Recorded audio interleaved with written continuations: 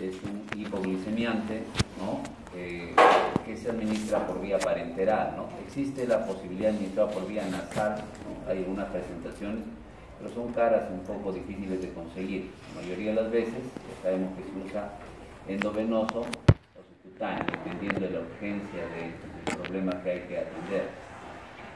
Después tenemos a los hipoglicemiantes, ¿no? El término hipoglicemiantes de las sulfonilurias y de las glinidas se abrevian como glinidas, aunque el nombre original sea meglitinidas, actúan de una forma similar, ¿no? Bloqueando los canales de potasio sensibles ATP, que ya nos han explicado un compañero, y de esa manera induciendo la liberación de insulina. Como este efecto es dependiente de la dosis, no es un efecto fisiológico, entonces puede haber hipoglicemia, y por eso se habla de fármacos hipoglicemiantes. A diferencia de lo que sucede con la metformina, con las glitazonas, con los análogos de incretina o con los inhibidores de la dipeptidasa 4.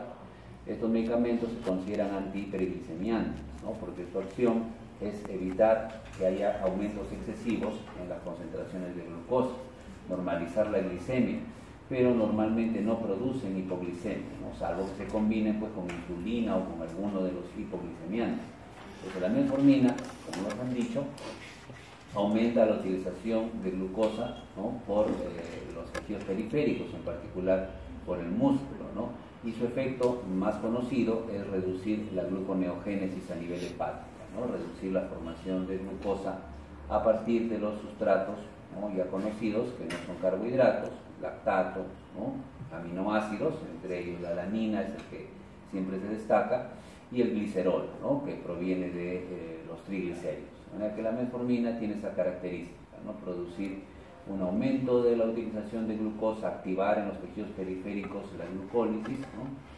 Y reducir la gluconeogénesis a nivel hepático, ¿no? Por supuesto, también tiene que ver un poco, sobre todo en tejido adiposo, con la inhibición de genes adipogénicos. Entonces la metformina puede hacer que la persona baje de peso, ¿no? A diferencia de lo que hacen las sulfonilurias, que pueden hacer que aumente de peso. Al liberar insulina, todos sabemos que la insulina es anabólica, puede hacer que se aumente un poco el depósito de tejido adiposo. Las glitazonas, ¿no? También llamadas tiazolidinedionas o glitazonas, ¿no? Es un grupo de medicamentos interesante porque tienen acciones facilitadoras de la acción de la insulina, ¿no? Esto mediante el aumento de la expresión, ¿no? por mecanismos nucleares, por mecanismos transcripcionales del SRI, por ejemplo. Nos acordamos que el SRI lo vimos respecto a la insulina, es el sustrato para el receptor de insulina, es parte de la cascada de respuesta a la insulina. Entonces ese beneficio tiene las glitazonas, ¿no? Aumentar el SRI y de esa manera facilitar la acción de la insulina. Tienen otros efectos más que lo vamos a ver con una figurita posteriormente, pero es un facilitador de la acción de la insulina, con beneficios también por sus efectos antiinflamatorios, sobre todo a nivel vascular. Los medicamentos más recientes son estos dos, las incretinas. Sabemos, ya habíamos dicho la semana pasada, que son producidos por el intestino, ¿no? En respuesta a la ingesta de alimentos. Dependiendo un poco de la ingesta, es que se liberan las incretinas. La principal incretina es el GLP, ¿no? Y la otra incretina es el GIP, ¿no? Entonces, la GLP, o péptido parecido al glucagón, tiene funciones importantes en la liberación de insulina y en la reducción de la liberación de glucagón. Entonces, sale insulina, pero ya no sale glucagón. Eso podría producir hipoglicemia. Si decimos que libera insulina, teóricamente podría producir hipoglicemia, pero no lo hace porque estas incretinas actúan respecto de la ingesta de alimentos, entonces no hacen una regulación desmesurada de insulina, ¿no? Hacen una liberación fisiológica en relación con la ingesta a la cual está habituado el paciente, ¿no? Entonces son las incretinas. Hay incretinas naturales que aumentan cuando inhibimos a la enzima que las destruye, que es la dipeptidasa 4. Esta enzima, que normalmente destruye las incretinas naturales, es inhibida por las gliptinas. Así tenemos vildagliptina, sitagliptina, medicamentos que actúan como inhibidores enzimáticos para que la incretina natural aumente. Y hay incretinas sintéticas que son un poco costosas, algunos de uso parenteral, como exenatida o liraglutida, ¿no? son similares a las incretinas naturales, pero de origen sintético, ¿no? Entonces, habitualmente se usa esto, se prefiere, o se está prefiriendo usar esto para el tratamiento de la diabetes, ¿no? Entonces, los cuatro, ¿no? Glitazona, metformina, análogos sintéticos de incretinas y inhibidores de la DPP4 o gliptinas son antihiperglicemiantes, ¿no? Y estos serían hipoglicemiantes. Los inhibidores de la alfa-glucosidasa, como la acarbosa, son medicamentos que evitan la acción de las enzimas intestinales, como la disacaridasa, ¿no? La que convierte la lactosa en glucosa y galactosa, por ejemplo, ¿no? Entonces, al inhibir las disacaridasas o las trisacaridasas, porque hay también trisacáridos que son degradados, ¿no? Entonces estos disacáridos o trisacáridos llegan hasta el colon sin absorberse. Claro, la glicemia va a bajar porque no se están digiriendo los disacáridos o los trisacáridos, pero en el colon van a encontrarse bacterias que lo van a metabolizar y lo van a convertir, pues, por fermentación, ¿no?, en CO2 y en algunos ácidos orgánicos que pueden producir diarrea, distensión abdominal, ¿no?, cólicos. Entonces no son medicamentos muy apropiados para el tratamiento de la diabetes, ¿no? Aquí nos faltan las glifosinas, que lo vamos a ver en un cuadrito resumen que está al final de la diapositiva. Entonces, esto es el canal de potasio sensible ATP, ¿no? Esta es la estructura real, ahí está su porción conocida como KIRK, ¿no?, y su porción conocida como SUR, ¿no? La parte azul es la porción KIR6, o KIR simplemente, y la porción grosella, ¿no?, fucsia, que llaman a veces, es la porción SUR1, ¿no?, que es el sitio donde actúan o se unen las sulfonilurias, que es un grupo de los medicamentos que hemos mencionado como hipoglicemiantes, ¿no? Se unen entonces ahí y bloquean el canal de potasio sensible ATP. Ya nosotros sabemos que normalmente esta es una célula beta cuando hay bastante glucosa. Habíamos hablado de un transportador GLUT2 que es de baja afinidad, es decir, que requiere altas concentraciones de glucosa para poder funcionar, si no, no funciona. Cuando comemos hay bastante glucosa, ingresa la glucosa, sufre glucólisis y, ¿no?, ya habíamos hablado de que también tiene que ver el ciclo de Krebs, ¿no?, y va a producirse al final de la cadena respiratoria el ATP. Y ese ATP, ¿no?, que ha aumentado, ha incrementado el cociente ATP sobre ADP, o sea, hay más ATP que ADP, ¿no?, debido a esta glucólisis y a todos los procesos correspondientes. Ese ATP es el que bloquea el canal de potasio sensible ATP. Potasio no va a poder salir, y ahí pues, se habla de una despolarización, ¿no?, cambia la polaridad, esto se vuelve más positivo, esto más negativo, se abre el canal de calcio, dependiente de voltaje, entra calcio y hay exocitosis. Ya eso todos lo sabemos que es el mecanismo normal. Lo único que se está agregando acá es que las sulfonilurias actúan, ¿no?, en este canal que normalmente responde al potasio, ¿no?, y lo cierran, pues, ¿no? Entonces no responde al ATP y lo cierran. Entonces, al cerrar el canal de potasio sensible ATP, se produce lo mismo que si hubiera bastante ATP, ¿no? Entonces, hay la despolarización y la liberación de insulina. Las características de la glibenclamida tienen que ver con un inicio un poco lento, que es de 2 horas, una duración prolongada, que es de 24 horas, y una biodisponibilidad, este término es biodisponibilidad aceptable, no de un 80%.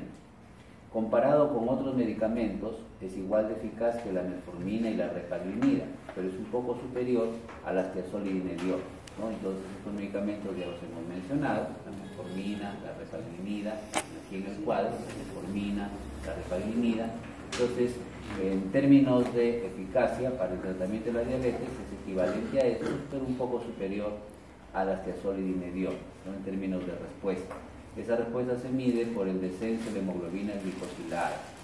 Estas mediciones no se hacen en base al control de la glicemia, porque eso es un fenómeno aislado. Para saber si un medicamento es eficaz, debe evaluarse a largo plazo, y esa evaluación a largo plazo se hace con hemoglobina glicosilada. Por supuesto que puede producir hipoglicemia, porque va a liberar mucha insulina. Si la persona no come, puede haber la posibilidad de que desarrolle hipoglicemia. Como aumenta la insulina, puede aumentar el peso también de la persona por el anabolismo que desarrolla la insulina. En algunos pacientes, náuseas, dolor abdominal, cefalea, que son síntomas de intolerancia. Con algunos medicamentos que pudieran liberar insulina, aunque fuera de manera indirecta, como algunos IECA, pueden aumentar el riesgo de hipoglicemia. Lo mismo puede suceder con la ciprofloxacina. Y esto no lo olviden, los beta bloqueadores anulan la respuesta hiperglicemiante ante una hipoglicemia. Lo dijimos la semana pasada. Cuando hay hipoglicemia, entonces se libera adrenalina, por supuesto también glucagón, y tratan de aumentar la glucosa por glucogenólisis, pero si está bloqueado, habíamos dicho los vectores beta del hígado, entonces se va a mantener la hipoglicemia. Entonces hay que tener cuidado porque varios diabéticos hemos dicho que usan para su presión o para su corazón beta bloqueador, ¿no? Metoprolol, atenolol, bisoprolol, carvedilol, son beta bloqueadores, que terminan en LOL. No hablamos de propranolol porque es un medicamento un poquito viejo que casi ya no se usa.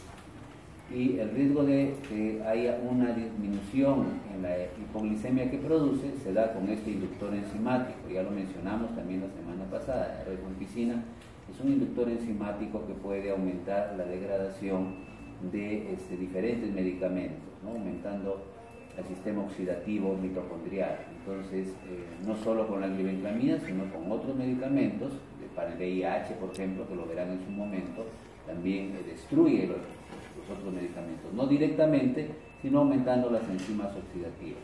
Y los corticoides siempre son hiperglicemiantes, se oponen a la acción de la insulina, entonces va a disminuir la respuesta. En estos casos donde hay emergencias, ¿no?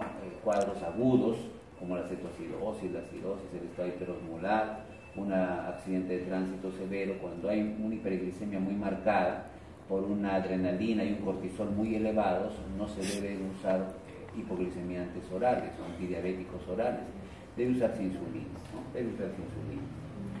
En cuanto a la metformina, este cuadro ya lo presentó su compañera, es un cuadro que está disponible en la web, entonces es un cuadrito interesante porque resume varias de las características de la metformina. Este es su ingreso por un transportador de cationes orgánicos, que no solo lo usa la metformina, lo usan todos los fármacos que tengan carga positiva, pues por eso dice transportador de cationes orgánicos. Una vez que está adentro va a inhibir básicamente al complejo 1, ¿no? Su sitio aparece en el complejo 1 de la cadena respiratoria. Entonces, ustedes deben recordar que el ciclo de Krebs produce NADH, y ese NADH lo utiliza la cadena respiratoria para formar ATP. Al final de la cadena respiratoria, que tiene sus complejos del 1 al 4, que lo vamos a discutir, ahorita no viene tanto al caso, pero es algo que ustedes deben conocer. Al final de esa cadena respiratoria, entonces el NADH termina convertido en ATP. Pero lo que hace la metformina al inhibir el complejo 1 sobre todo es evitar que se forme ATP. Entonces el ATP se sigue gastando, no se está formando, pero el ATP se sigue gastando. Eso hace que el ATP, que se convierte en ADP, de adenosina trifosfato pasa a adenosina difosfato, y luego puede llegar hasta adenosin monofosfato, ¿no? O sea, esto es el nucleótido, ¿no? Esto es la purina, adenina, adenosina trifosfato, adenosina bifosfato o difosfato, y el último adenosina monofosfato. Y esta adenosina monofosfato es el metabolito más importante para los efectos conocidos de la metformina, porque hay algunos que postulan otros mecanismos, pero que no están todavía tan claros, o que se han encontrado en animales, por ejemplo, la disminución de la absorción intestinal de la glucosa. Aparentemente más se da en intestino de animales que de humanos, ¿no? Entonces no todos los efectos son iguales en el ser humano. Bueno, pero aumentando el AMP, que viene del gasto excesivo de ATP, entonces se va a inhibir, ¿no? Las enzimas de la gluconeogénesis. Acá hemos pedido que recuerden una, por lo menos que se no se olviden, el resto si desean aprender las otras está bien, ¿no? Pueden también ser inhibidas las otras, pero la principal parece ser la fosfenol piruvato carboxiquinasa, ¿no? O PPCK, ¿no? Que es su abreviatura, ¿no? Entonces hay que pensar que de piruvato a glucosa requerimos, ¿no?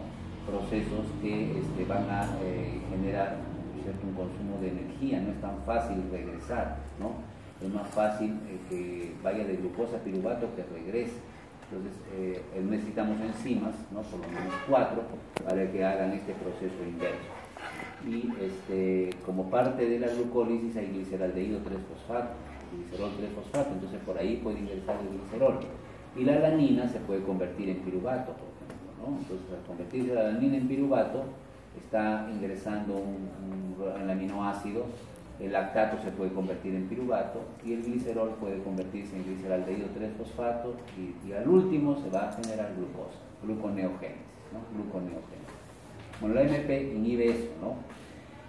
El AMP puede activar a una AMP quinasa. Algunos dicen que la AMP quinasa también podría interferir con la gluconeogénesis, pero se ha encontrado un papel importante de esta quinasa en inhibir, como dice acá, la síntesis de los lípidos, ¿no? Inhibir las acciones de las enzimas que producen la síntesis de los lípidos. Habíamos enfatizado el ácido graso sintasa.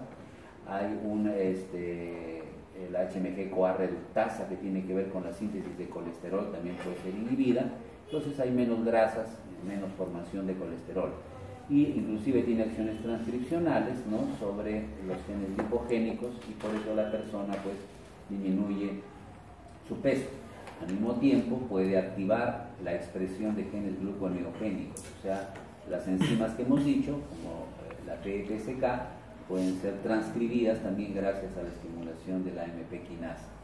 Y finalmente, como tiene que asegurarse de que haya una inhibición de o una facilitación, una inhibición de la gluconeogénesis, ¿no?, evitar que se forme glucosa, va a encargarse de la inhibición de la enilatociclasa.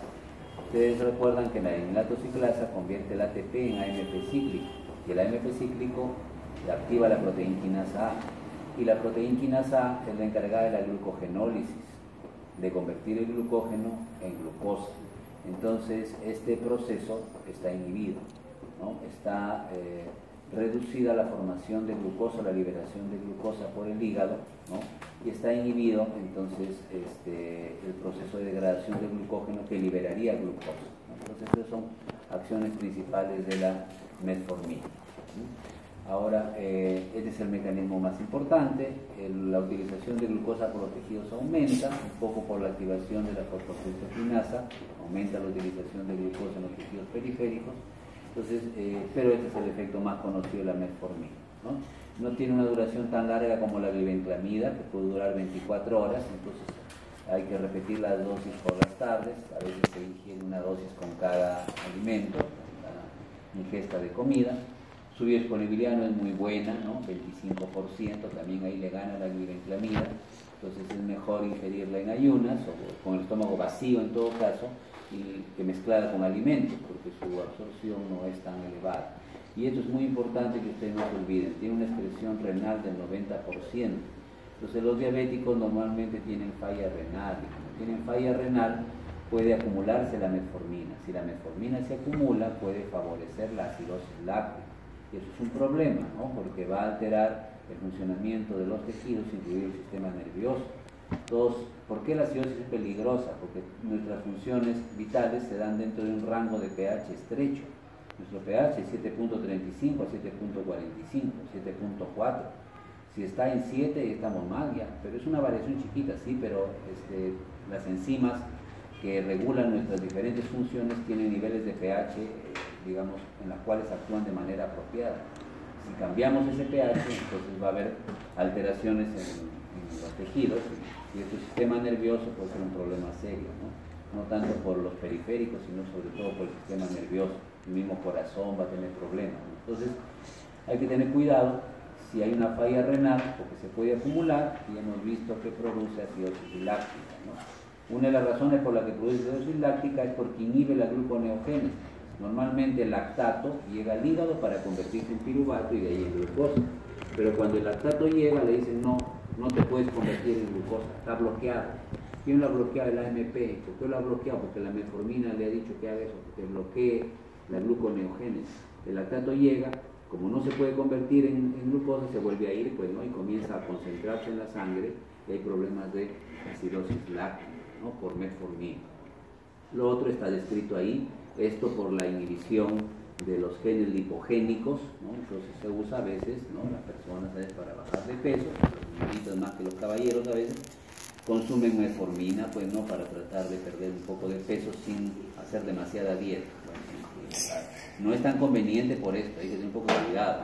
Si ha habido problemas con gente que no ha querido comer de repente, que se ha puesto a correr, a hacer ejercicio, tiene que el ejercicio a nivel muscular produce lactato. Entonces si no comes, ¿no?, estás haciendo ejercicio, tomando metformina, puedes hacer cierto grado de acidosis láctica, ¿no? Puede aumentar un poco sus concentraciones con estos medicamentos, eso se ha encontrado, Igual que con la glibenclamida, en los casos en que hay pues descompensaciones graves, insuficiencia cardíaca congestiva, infarto agudo de miocardio, ¿no? Insuficiencia renal, ¿no? Acidosis láctica, ¿no? En alcoholismo, ¿no? Puede haber mayor riesgo de efectos adversos. De hecho, el alcoholismo produce acidosis láctica. La persona que se embriaga, ¿no? Genera, ¿no? un aumento de lactato que tiene que ser eliminado por el riñón, ¿no? Y eso siempre se presenta en el alcoholismo, ¿no? De hecho, interfiere con la secreción de ácido úrico, y algunas personas que se embriagan tienen dolor articular porque está aumentado el ácido úrico por la acidosis láctica, ¿no? que se produce con el alcoholismo, bueno, o con el embriaguez. En todo caso, eso en cuanto a la metformina. Y este es un medicamento muy interesante, que tiene muchas acciones. Vamos a seleccionar algunas nada más. Ya no hay, hemos dicho en el examen, figuras. Podríamos haber puesto esta figura, pero hubiera sido maldad. En todo caso, vamos a recordar los aspectos más importantes. Ya hemos dicho y lo volvemos a recalcar. Hay Chaico que nos ayude con los que no han venido. El examen ya es solamente para marcar y llenar. Ya no hay figuras. Ya no tienen que estar sacando fotocopias chiquitas ahí poniéndolo bajo sus piernas, ¿no? Bueno, algunos casos ha habido por ahí, bueno, ya, no importa. A ver, este es tiazolidinediona, también se llama, o se conoce a la más representativa como la pioglitazona, ¿no? Entonces, el nombre del grupo es tiazolidinediona. Vamos a recordar la pioglitazona porque es la más usada y la que ha demostrado ser un poco más segura. Problemas de toxicidad hepática es lo que limita un poco su uso.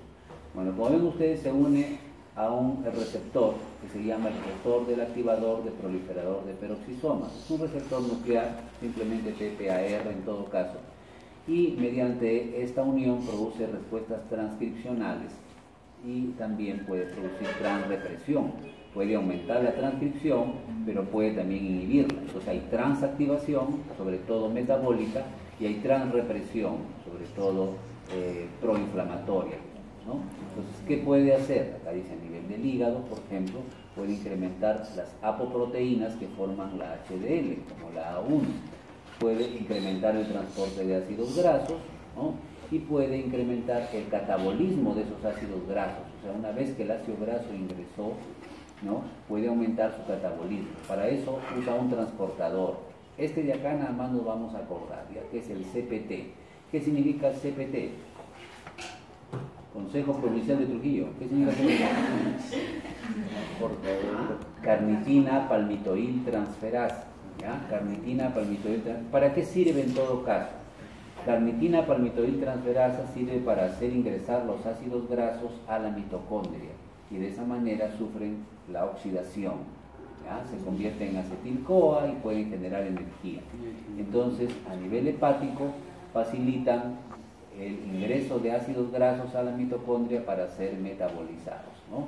Aumentan la HDL, que es la lipoproteína buena, que transporta el colesterol al hígado, para evitar que haya colesterol en los tejidos, en las arterias, en la aterosclerosis, y incrementan la carnitina palmitoil transferasa, que es una enzima que ayuda a la oxidación de los ácidos grasos. En el músculo esquelético lo mismo, otra vez está el Consejo Provincial acá, ¿no? Incrementan el CPT1, ya sabemos que esto es carnitina palmitoil transferasa, que en realidad es para la oxidación de los ácidos grasos. Esto es bueno, porque el músculo esquelético va a convertir la grasa en energía, entonces la persona no va a acumular mucha grasa, porque el músculo también tiene grasa obviamente, es más proteína por supuesto, pero también tiene grasa, y conforme la persona tiene más sobrepeso, también hay más estrías de grasa en el músculo, entonces lo va a oxidar. Y importante para la utilización de la glucosa, miren, incrementa el GLUT4, importante el GLUT4, porque este es el que hace ingresar la glucosa al músculo esquelético para que sea utilizada. La fosfatilinositol 3 quinasa, que es parte del mecanismo de acción de la insulina, ¿no? Entonces, dos respuestas importantes para utilizar glucosa. Y en el tejido adiposo, bueno, hay algunas acciones acá que no vamos a comentar, pero sí en cuanto a la utilización de la glucosa. Y acá está, incrementa los IRS, al sustrato para el receptor de insulina, también a la fosfatilinositol 3 quinasa, también al GLUT4. Entonces tiene acciones interesantes para la utilización de la glucosa por los tejidos, tanto por las grasas como por los músculos, y además ayuda a metabolizar a las grasas, ¿no? A utilizar a las grasas como fuente de energía. Entonces son acciones interesantes de la pioglitazona. Y tiene acciones antiinflamatorias porque en la pared vascular, ¿no?, en el endotelio, disminuye las moléculas de adhesión, eso evita que los neutrófilos ingresen a las paredes del vaso, ¿no? Produce disminución de la ciclooxigenasa 2, disminuye la endotelina, disminuye la oxonitricosintasa, disminuye el factor de necrosis tumoral, o sea, nos protege contra varios efectos proinflamatorios en la pared del vaso sanguíneo. Es un medicamento interesante que actúa mediante un estímulo del receptor que hemos dicho, el PPAR, ¿no? Una duración parecida a la de la metformina, una biodisponibilidad mejor, se elimina por la bilis, de manera que no hay tanto problema en la falla renal, esa es otra ventaja. Es un poquito menos eficaz que las sulfonilurias y las glinidas, entonces eso sí, le falta un poquito de eficacia en reducir la hemoglobina glicosilada. No se olviden, cuando hablamos de eficacia estamos hablando de hemoglobina glicosilada, no tanto de si le controló la glucosa o no, porque eso es un fenómeno, digamos, puntual, queremos el control a largo plazo. Edema pretibial, un poco de dolor de cabeza, y esto sí puede ser un problema, pues, ¿no? Puede aumentar también de peso a la persona, ¿no?